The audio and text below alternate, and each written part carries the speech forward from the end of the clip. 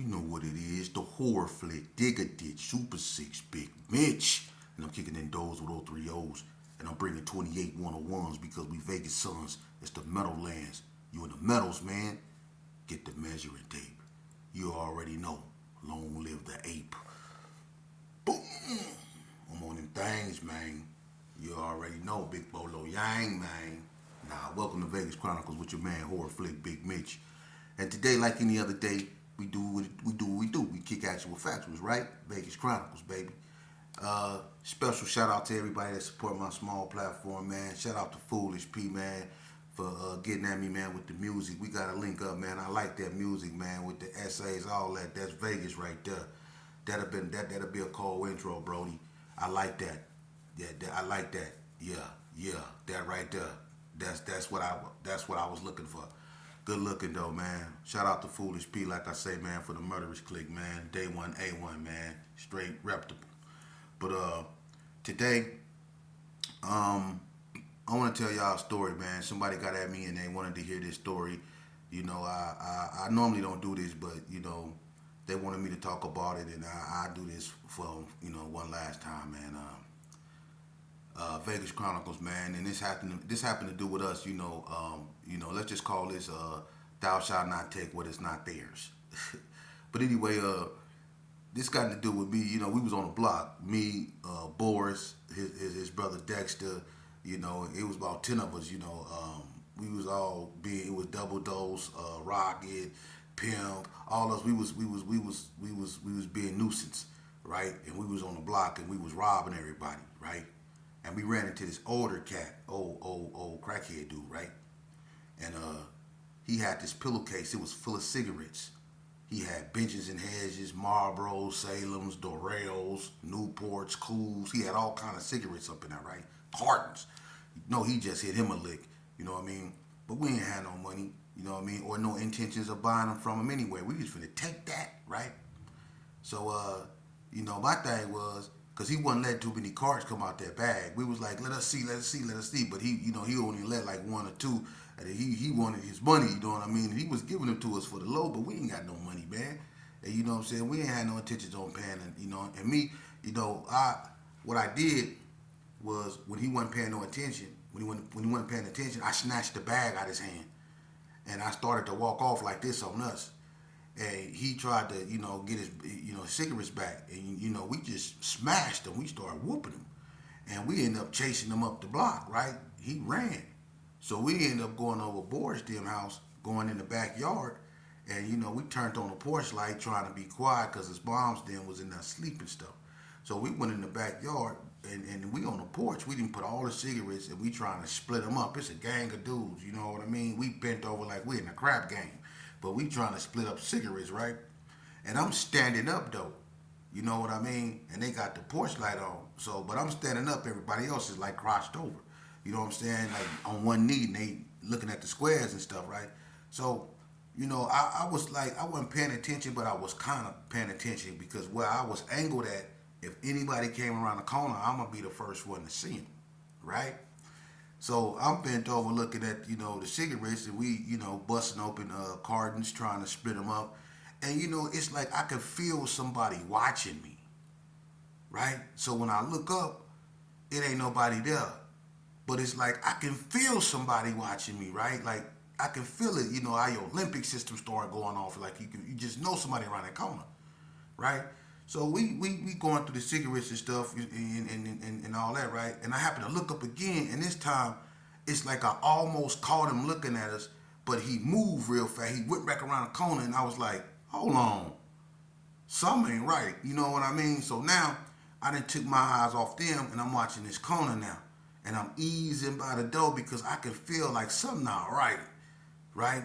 But at the same time, I'm trying to watch my homeboys because it's so many cigarettes, right? But I didn't ease by the door, right? Because I was like, I know something around that corner, right? And right when I put my back up against the door, because the door was unlocked, we had to go inside the house to turn the porch light on. So the door was unlocked. When dude came from around that corner, he didn't went and found him a pole. I don't know where he got it from, but it was thick and chrome, a pole, right? He come from around the corner with that pole. He said, "What's happening now?" Hey, look, I slid in the house on them so cold and locked the door. Look, I locked the door on them. Hey, look, yeah, I did. On my mama. Look, I locked the door on them dudes, right? All you heard was that pole going off. Bing, bing. They was okay. Oh, he was bing, bing, bing, bing, bing. He was winning.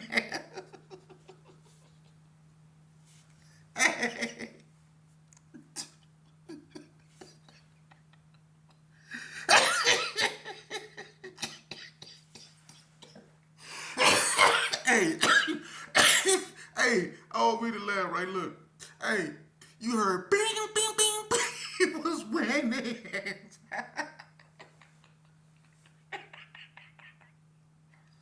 Hey, and you can, and they was grabbing on the door, right? I didn't lock the door, right? And they was getting whooped so bad they woke up. They woke up next to their mama, right? He was wearing it, bing, bing, bing. They was okay.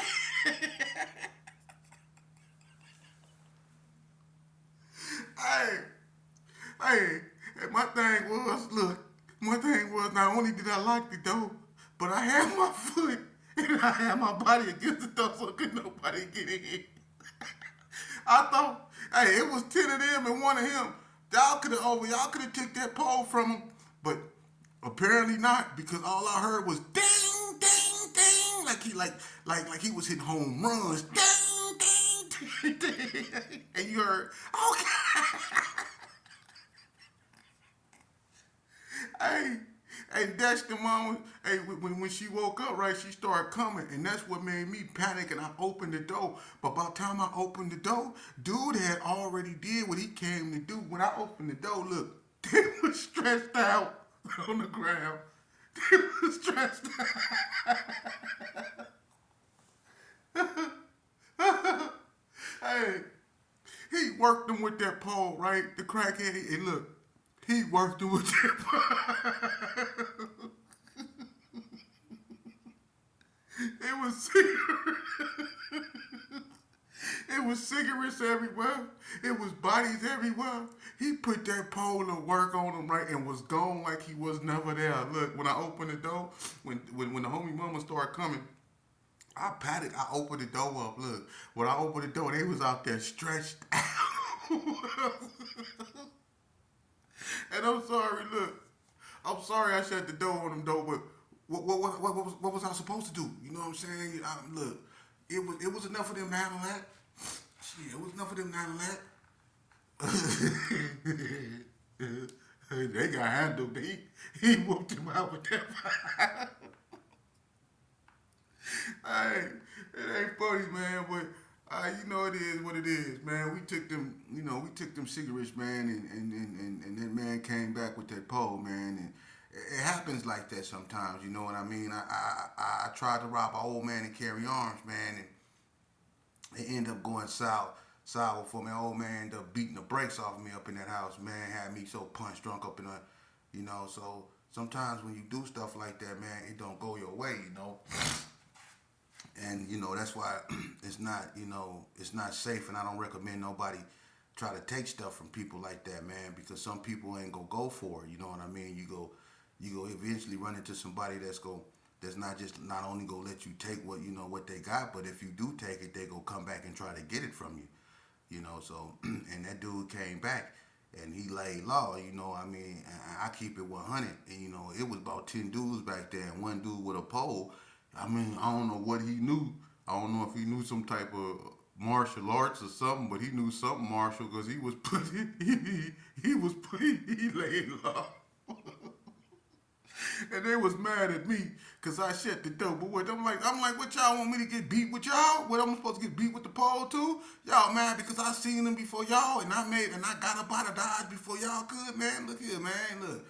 I had to do what I had to do. I was survival mode, you know what I mean? And y'all was supposed to. It was a bunch of y'all. How y'all couldn't, overwhelm him and take the pole from him because he had y'all out there stretched.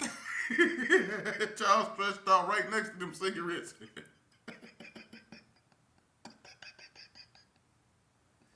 Hey, I ain't trying to laugh, but it is what it is, man.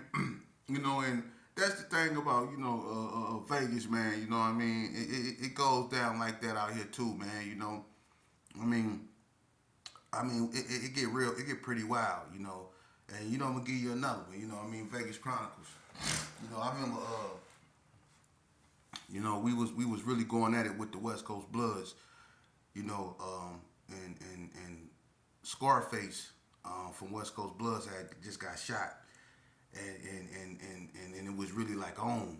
It was really intense. It was already on from the Comfort Inn incident, but it really got Scarface got shot, so it really started. It was going back and forth, and we was going over there and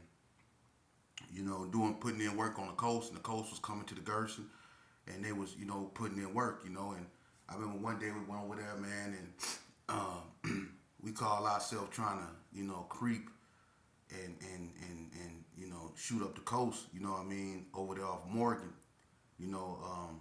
A lot of them used to hang over there in that area over there in Morgan. Morgan used to be a street where a lot of them was known to hang out.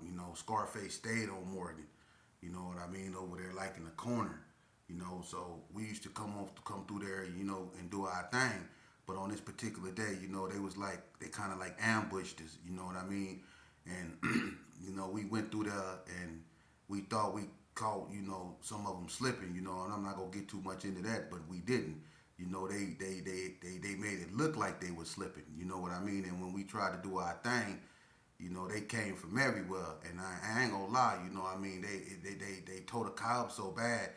We was in the we down there tore the gate up over there by the AD Guy Center. We came up out of there ugly, you know what I mean? And we could have lost our lives, man. They tore the car up, man, killed the radio. We came over there bumping My Posse's on Broadway. Man, we came up out of there, car smoke and everything. They tore us up, It get real, real grimy out here, man. It do. And I've been through them, and them days, man.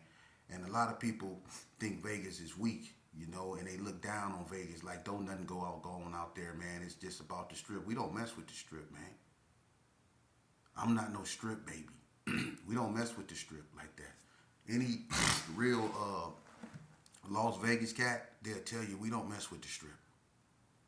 And we was either in the north, we was on the west side, or the east side, The east side was cracking too, You had the Pueblos up over there, Dogtown, all that, and 28th Street, it was cracking up over there, man. But I'm gonna tell you something too, man. A lot of people, man, y'all need to do y'all homework, man. A lot of people, they don't talk about VNT, when it comes to like 28th Street and all them other gangs. That a lot of people don't talk about VNT, which is Vardy or Northtown, and that's an old SA gang too.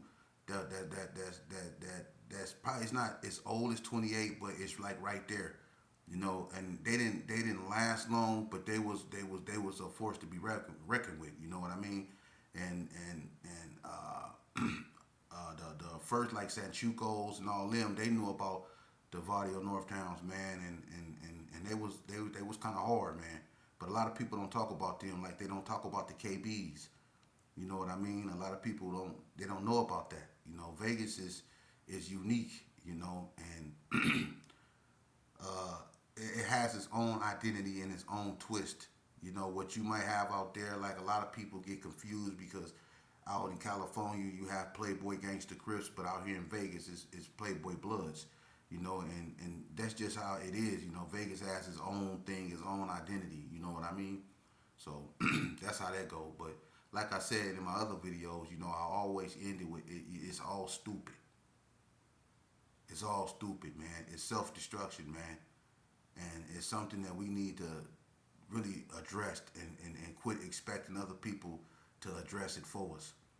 It's a trip how, I always talk to people, and they always tell me the same thing, they tell me, they say, man, these youngsters ain't gonna listen, man. And right there, with that attitude right there, we already putting ourselves at a disadvantage, Maybe some of them not gonna listen. But I promise you, man, it's some of them that will. Not all these youngsters out here want to be gangbangers. Not all these youngsters out here want to be criminals. There's a lot of these youngsters up out here, man, that want to just live a normal life and live freely and be able to think for themselves and do what they want to do. There's a lot of youngsters out here, man, that want to be nerds, that want to be astronauts. They don't want to be gangbangers. They don't want to be rappers. They don't want to be, in that thug life, man. There's a lot of youngsters that's like that, you know, that like positivity, that try to shy away from negativity. So when you say that these youngsters is not gonna listen, you write those type of youngsters off. You don't even give them a chance. You put everybody in one thing. They just doomed to fail. We got to deal with that type of mindset, man. And we got to go at these youth, man, and we got to show them that we care about them and that we got to start investing in them, man. It's easy to encourage your little homeboy or whatever you want to call him, your little brother, whatever you want to call him. It's easy to encourage them to do wrong, but what about doing right? We need more men out here to encourage these youngsters to do right. And we don't have to preach every day to do right. We can show them that it's best to do right by doing right ourselves.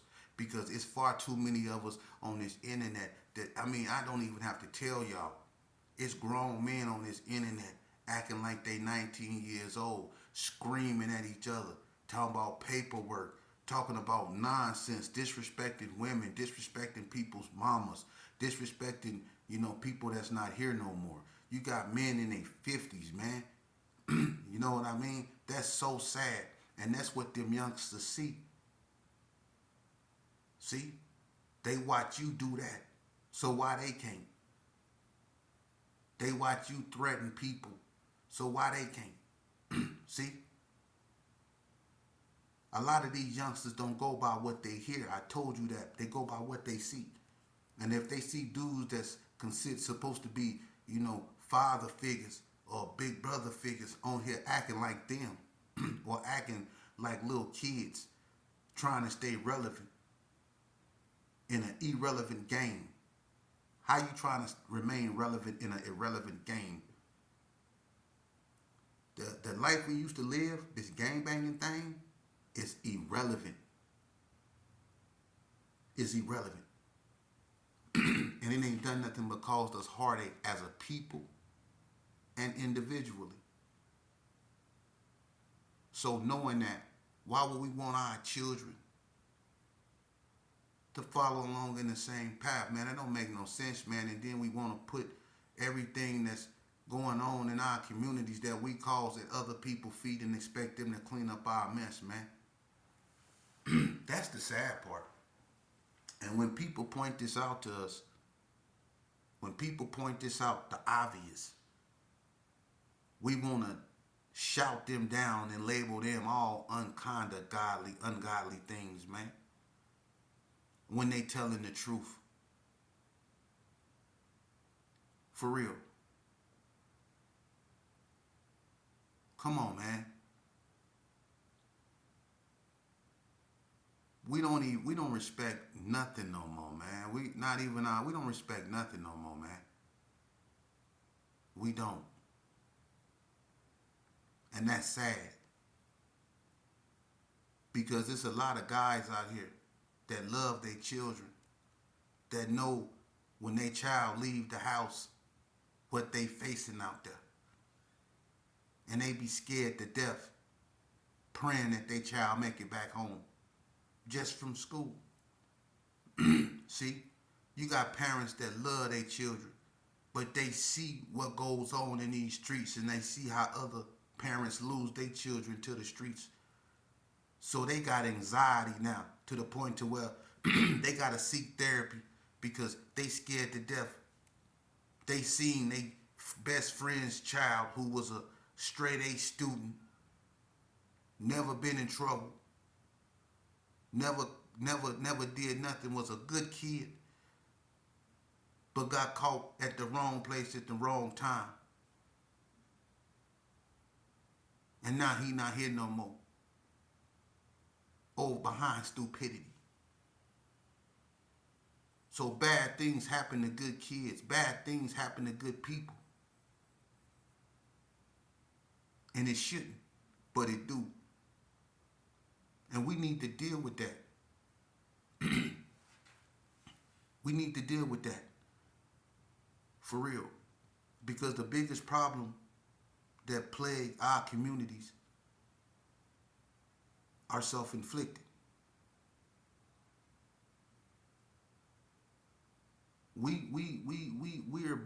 Listen, our communities are suffering from self-infliction. Excuse me. There's a lot of things that go on that shouldn't, and it ain't right. But at the same time, it's a lot of things that go on that we don't take responsibility for, or things that we can address that we haven't and won't and don't seem to have the will to. And I don't understand that, man. We can sit on each other and we can sit on these platforms and call each other some of the most wretched things and talk about one another in the most disgusting manner, but we can't spend that same energy talking positivity to these youngsters. We can't do that, huh? That's sad, man. And you're so easily distracted by other things, man. You're so easily distracted. And we wonder why we never get nowhere. Because we always focused on other stuff. We always focused on this instead of us. We always focus on this instead of the desecration of our own communities at the hands of our own people. That's the most important thing we should be dealing with, just like a person. The biggest enemy that I have ever faced in my life was myself, because I kept putting myself in the positions that led me back to prison. I kept putting myself in the positions that led me, to being stabbed, that led me to all kind of unfortunate situations. I put myself in them positions because I had a choice, and I chose to do the wrong thing. I chose to make the wrong choice. See? So I had to check myself and deal with myself, so I didn't put myself in them predicaments no more. And that was one of the hardest fights, if not the hardest fight of my life, was dealing with myself. Because that means I had to walk away from things I never used to walk away from. See? It was called maturity. Like when people said stuff that I didn't like, I didn't let my temper get the best of me. I actually weighed my options and realized that it wasn't worthy.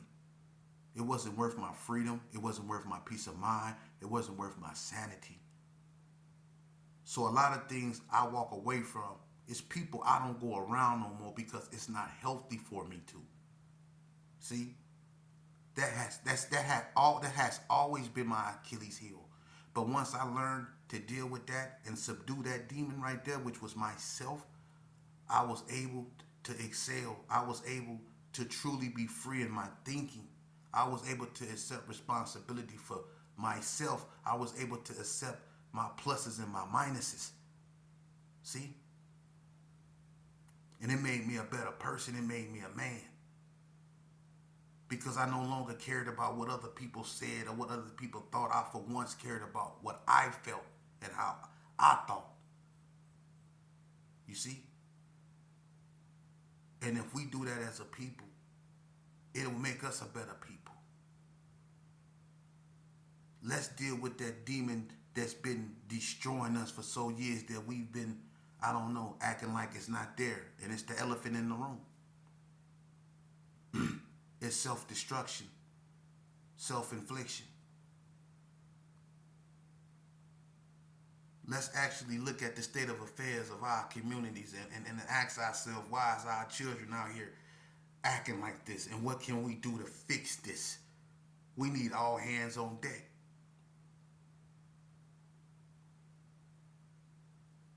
We do. We need to fix this. Men need to stand up and be men again. And that's the problem. They don't want to be men. They want to be something else. And that's I'm not gonna get into that.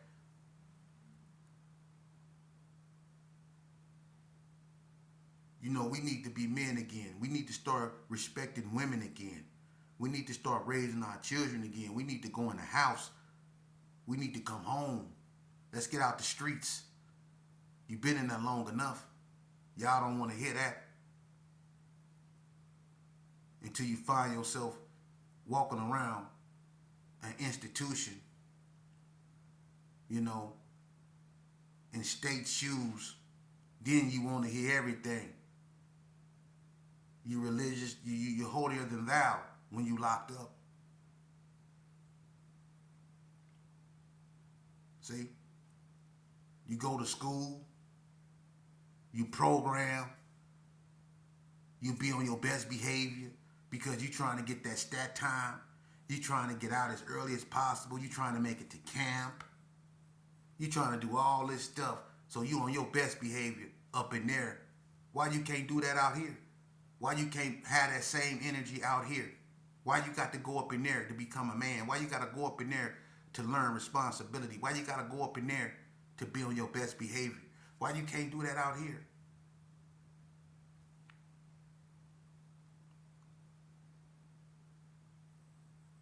Huh?